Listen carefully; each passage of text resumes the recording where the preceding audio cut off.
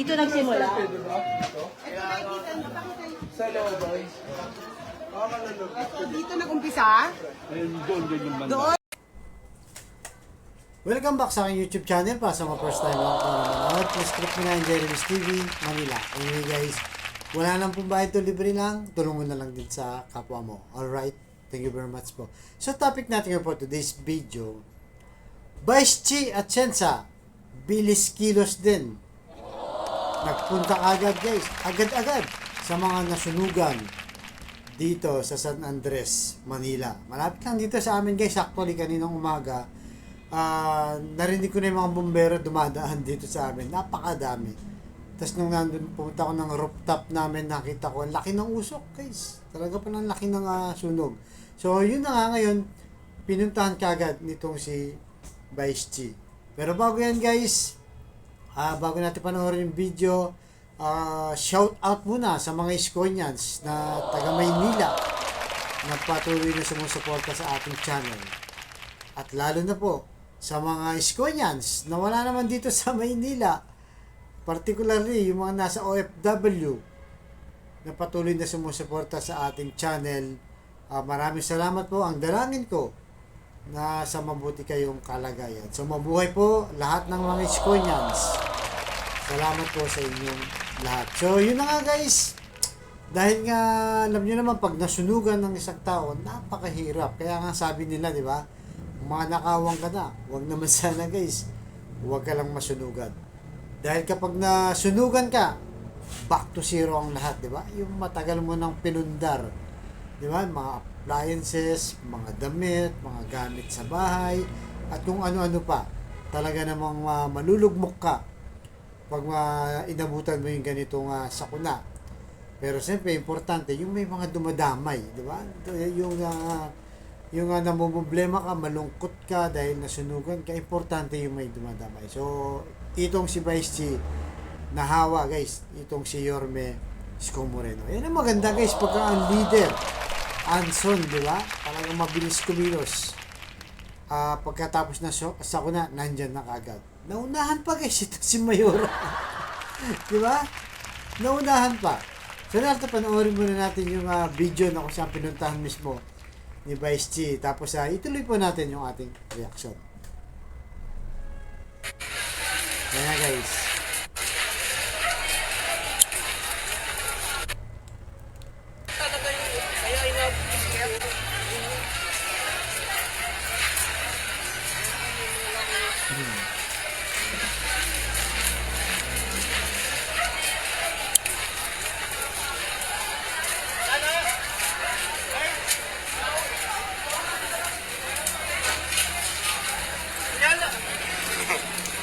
Ayun guys, naglalakad na. Pupunta na yun.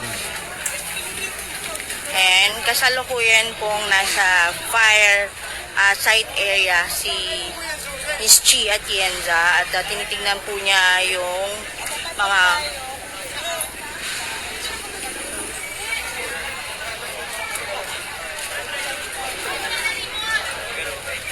ito po yan sa barangay 775 under Chairman Alan Pacheco. Tinitignan po ni Miss Chi Atienza ngayon ang kasalukuyang sitwasyon para po malaman ng mga tao yung mga tulong, immediate help po na pwede nating maibigay.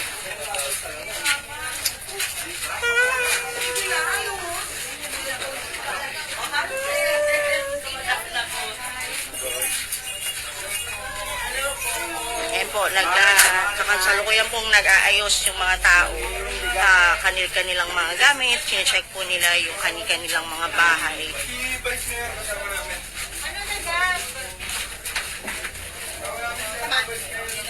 Mantikan lang. Nasa Emerald pa yung nakarada. So guys, kung napansin nyo, no? Kanina pa siya naglalakad pagpasok na sa Eskinita. Hanggang ngayon hindi pa umaabot kung saan talaga yung sentro ng sunog, di ba? Isa po yan sa problema dito sa Maynila. Dahil congested na nga, ang mahirap pagka nasa looban, yung nasusunog, di ba? Talagang marami na yung masusunugan bago pa umabot yung bombero. Ito yung pinaka-problema po talaga. Kaya ganyan ang nangyayari. So, tuloy natin guys habang naglalakad sa Skinita. Alright. Tapos mag-green tea muna tayo.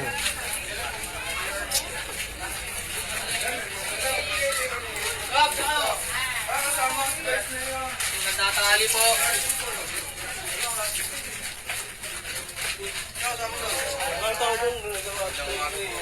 Ang umaga po. Ingat po kayo. Usok-usok pa po.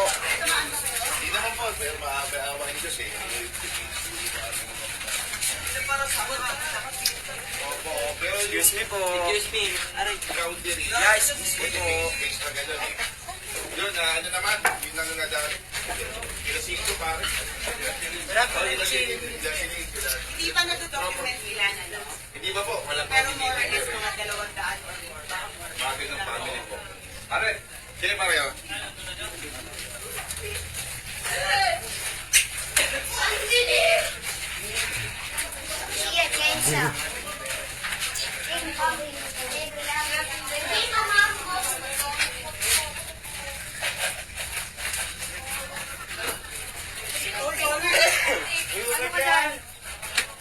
Face mask ka, uy. Punta ka doon, Lude. Nabot sa inyo? Nadilaan na? Hello po, Vice Mayor. Hindi po, thanks God po. Opo ba? So, ito, no po. Warning pala. Sorry po. Okay ka.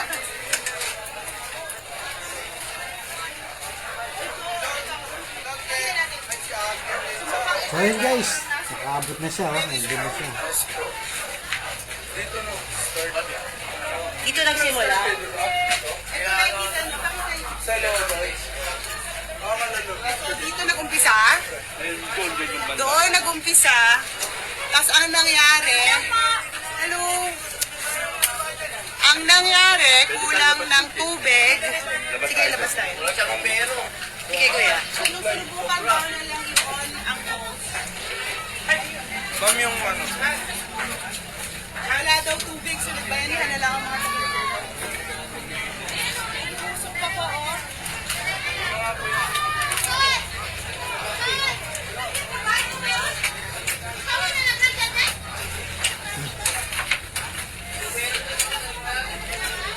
Kuya Noy, nadamay kayo? May awa ang Diyos. Parang ito yung tinatamaan talaga.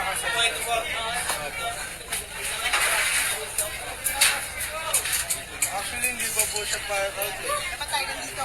Papaya lang po tayo. Alam nyo, init. May mga init pa kasi. Ay, usok pa, ma'am. Mga apoy pa. Nagmanda po eh, yung pinagsimulan. Ah, sa gitna tayo. Ayun na lang. Pero anyway, safe naman na sila. Kulang lang talaga na.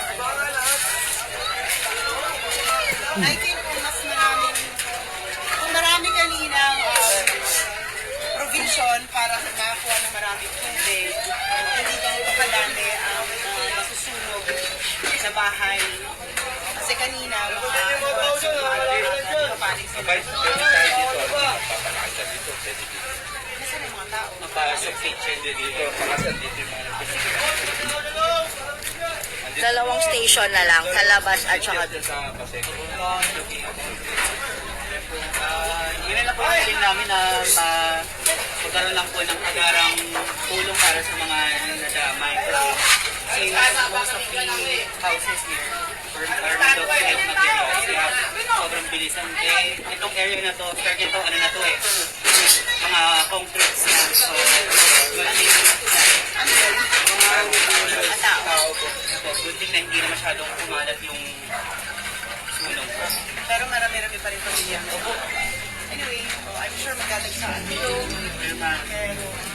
wala ipakita yung nangyari. Pagpasok, Pagdating nila sila, alam nila more or less ano talaga yung kailangan nila. Halika na. Maraming salamat sa inyo. May awan, wala naman na. So far naman po, wala naman po balita, mga injured lang po na ano natin, members of PFP. Dapat daw yun. Opo. Thank you po, PM. So yun guys, napanood nyo, di ba? Nakakapanlumo, di ba guys? Kasi imagine mo, siguradong mga nandyan, alas mahihirap dyan, di ba? Yung pinoproblema na yung pagkain mo, yung trabaho mo, tapos ngayon, biglang yung tirahan mo muna. Napakahirap yan guys. Hindi ka makatulog na maayos, di ba? Tapos kung pumapasok ka pa sa trabaho, paano na, di ba? So, ito talaga sa Maynila, actually, hindi lang dito sa Maynila, buong Metro Manila.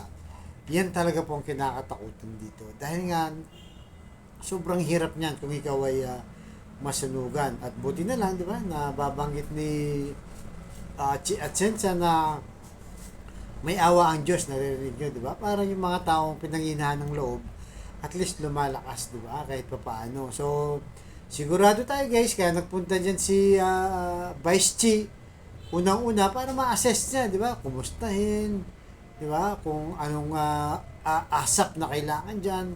At alam naman natin, 100% guys, pagbalik niyan, I'm sure, kasama na si Yorme para mamigay ng tulong. So, alam naman natin, gawain na ni Yorme talaga to guys. Kaya hindi pwede sabihin na pinopolitika lang yan o malapit na lang ang election, kaya ginagawa ni Yorme yan. So, talagang sincere at alam natin totoo. Kaya nga, di ba, naunahan pa nila, di ba, itong sila Mayora at saka itong si Serbo guys, di ba? Napakalapit lang yun sa City Hall. Yung sunog na yan, di ba? So, alam mo talagang kailangan ng bumalik si Yorme. Sa mga ganitong pagkakataon, sobrang bilis kilos. Yun, nahawa na kagad si Miss Chia Atienza, di ba? So, I'm sure yan, pagbalik, lahat na sila full force na yan, guys. So, kailangan po natin talaga silang ibalik, di ba? Manalo, i-promote. So, ano masasabi nyo dito, guys? Mag-comment down below kayo para mas marami makapanood, marami ang mag-react, at makita nila kung paano tumrabaho ang Yorme's Choice, di ba? Bilis kilos, guys. Bilis kilos talaga. Kaya ito ang kailangan natin. Tuloy-tuloy lang tayo sumuporta dito kay Yorme at saka kay Miss Chi at Atienza at kanilang mga kapartido. Yan po talagang kailangan. Talagang totoong serbisyo yan. Nakita naman natin si Chi, di ba? Napakasimple lang din. Hindi siya nandidil, hindi siya na ano. Talagang ano lang sa kanya, natural lang. So, ibig sabihin talagang may malasakit din sa mga may hirap. So, yun guys. So, hanggang dito naman po. Abangan nyo susunod kong vlog at abangan natin. Tsak yan na darating si Yorme may bit-bit na. Malamang-lamang mga 10K na naman yan per head na naman yan guys. Sure na naman yan, di ba? So, hanggang dito na lamang po. Abangan nyo susunod kong vlog. Thank you very much. Manila! God first!